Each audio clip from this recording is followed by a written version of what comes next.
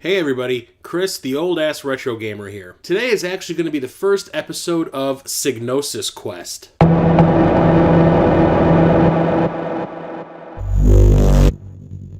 I brought it up before that one of my goals is to get a complete Psygnosis console set. Psygnosis was a British developer, made a lot of games starting off back in the micro PC era, mostly in the UK. We didn't get a lot of their games here, but a lot of them were ported over to the Sega Genesis and other consoles. So we started getting their games over here from the tail end of the Nintendo all the way until the PlayStation 3, and now they are no more. In the arms of the angel. Single tear runs down my cheek. But I saw a video by fellow YouTube gamer Kim Justice, who did a video all about the history of Psygnosis and their games in the UK. A lot of their games came out for the Commodore 64 and the Amiga, which were not huge over here in the States. So, like I said, a lot of their games were ported over to the consoles that were popular. While I did have a good number of Psygnosis games before I decided to set this goal, I wasn't that big of a fan of theirs. I did enjoy a number of their games, like, Wipeout. But there were other games in their catalog that I had that were not too good. And it took seeing Kim Justice's video to get me convinced to give them another shot. And I was glad that I did. You're goddamn right. So before getting into all of these Psygnosis pickups that I have gotten over the past month or so, how about I just go quickly over all the games that currently already are in my collection from Psygnosis. Let's do this! For the Sega Genesis, Wiz and Liz, Fatal Rewind, Bram Stoker's Dracula for the Sega CD, Bram Stoker's Dracula for the Super Nintendo, for the original PlayStation, Wipeout, which is the franchise everybody knows them for, Crazy Ivan, Destruction Derby, Blast Radius, Wipeout XL, Wipeout 3, Roll Cage, and this is the limited edition, Roll Cage Stage 2, Rascal, ODT, which stands for Or Die Trying, G-Police, Formula 1 Championship Edition, Colony Wars Vengeance, Colony Wars 3 Red Sun, Codename Tenka, and The City of Lost Children. And for the PSP, Wipeout Pulse, but at this point, they were no longer known as Psygnosis. They were known as, I think, Sony Liverpool. And there's some websites that claim that these next games are actually developed by Psygnosis. There's nothing on the packaging that says Psygnosis anywhere, but there are websites that claim that these games were developed by them. So I'm going to show them off regardless if they are or not. Mickey Mania for the Sega Genesis, Mary Shelley's Frankenstein for the Super Nintendo, Defcon 5 for the PlayStation, and the one that's the most surprising to me, I don't think this was developed by Psygnosis, but according to the interwebs, it is, the first Alundra. If you know anything about these four games, if they were or were not developed by Psygnosis, please let me know in the comments below. Yeah. So now let's move on to all the games that I have purchased recently over the past 3 months to add to my Psygnosis collection. We'll start at the oldest and move forward, shall we? Yes! I like it.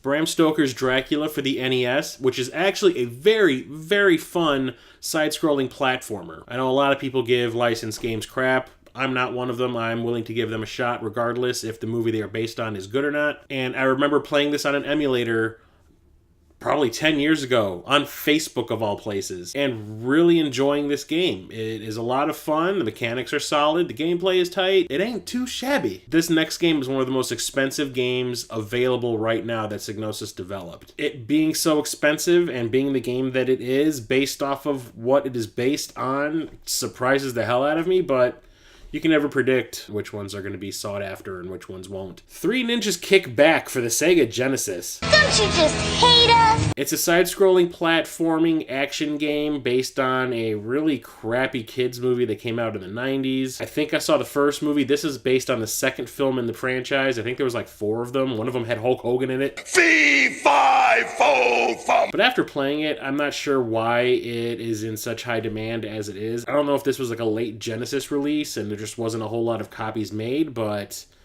it ain't all that great. Galahad, which is a side-scrolling platforming action game. The controls are kind of loose, and the jumping is really weird, and sometimes it's really hard to figure out what you need to do.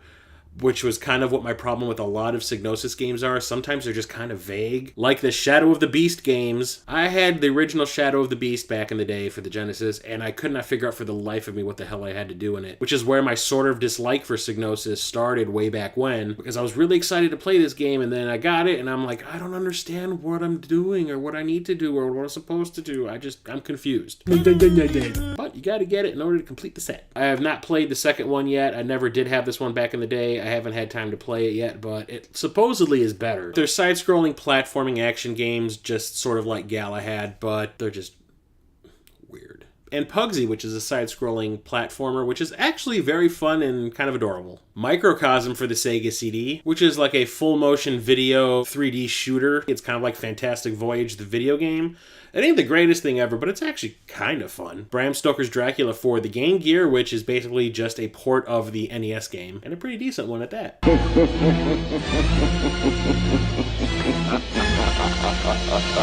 Another one that shocked the hell out of me, I did not realize that Psygnosis did a lot of licensed games back in the Genesis and Super Nintendo era. Toy Story!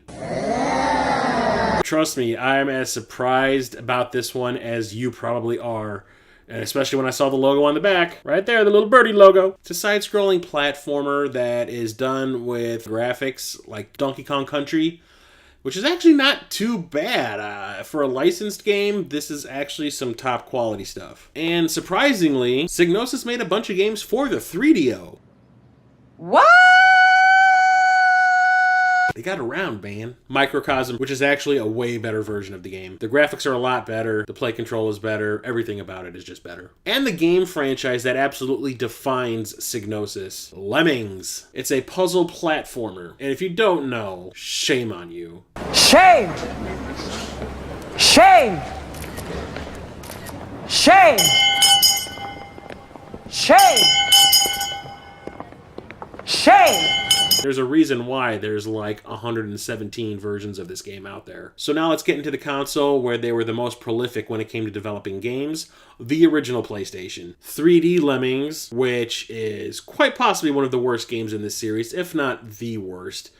It was just a really bad idea that does not control well, it does not play well, it is not that fun. Cyberdeck, which is like a hoverboard racing game that is kind of like playing SSX, just without the snow. It's actually pretty fun, has a really cool drum and bass style soundtrack. Eliminator, which is an arena-based combat game. You have a bunch of different vehicles that you can choose from, and you go into an arena, and the whole point is to just blow up everyone else that's in there with you. It's kind of like Descent, but without the 3D movement. This one is ground-based. It's okay. G-Police, Weapons of Justice. This is the sequel to G-Police, where you play it as like a cop in like this hovering helicopter vehicle thing, going through cities, destroying cars and stopping criminals and all this other kind of crazy stuff. This one is more of the same, but now there's land vehicles. It's kind of rad. Chronicles of the Sword, which is all about Arthurian myths. It's kind of like Resident Evil, but a little more full motion video-y. There's puzzles, there's fighting, there's lots of other things you need to do, but it's actually kind of slow. Formula 1 2000, which is kind of a funny name. Formula 1 2000.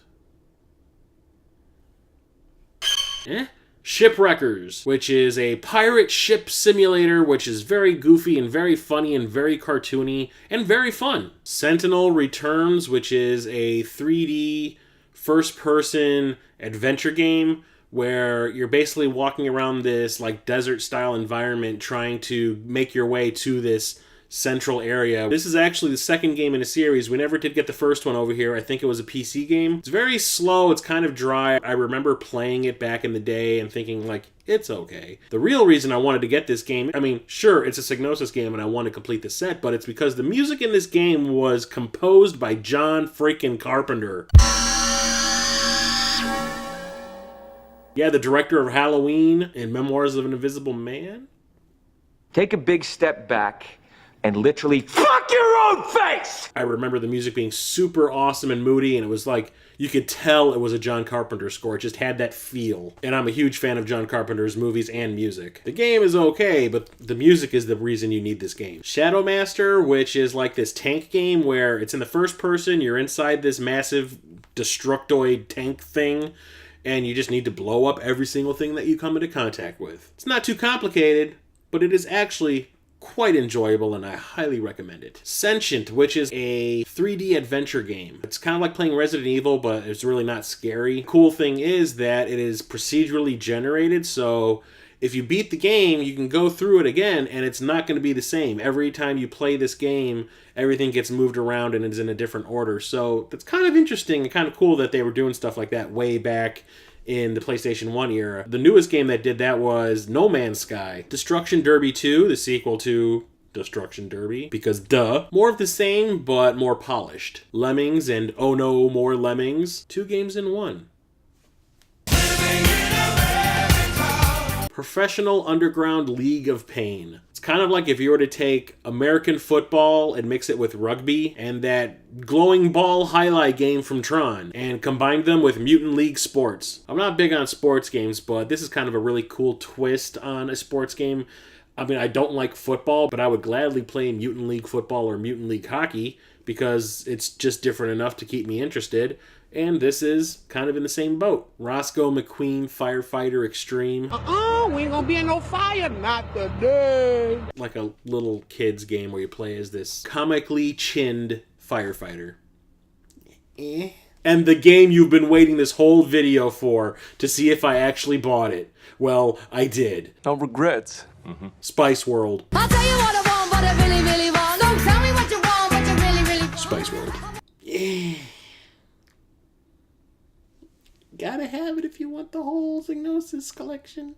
You just better watch it, mate. And that's it for what I have picked up recently for my Psygnosis collection. As you can see, they put out quite a large amount of games for all different consoles. Surprised the hell out of me too once I started researching things. I wish we actually got a few more because when you look at the games that they had released for the Amiga and the Commodore 64 back in the day, they made some really cool stuff that we just did not get over here, which is kind of sad, but, you know, what can you do? So what games do you own in your collection by Psygnosis, and which ones do you recommend I look for next? And if you do own any of these games, what are your thoughts on them? So leave any and all comments in the section below. And while you're at it, don't forget to share the video on social media, give the video a thumbs up if you like what you see, and above all else, please subscribe to the channel. So until next time, I'm Chris the Old Ass Retro Gamer signing off.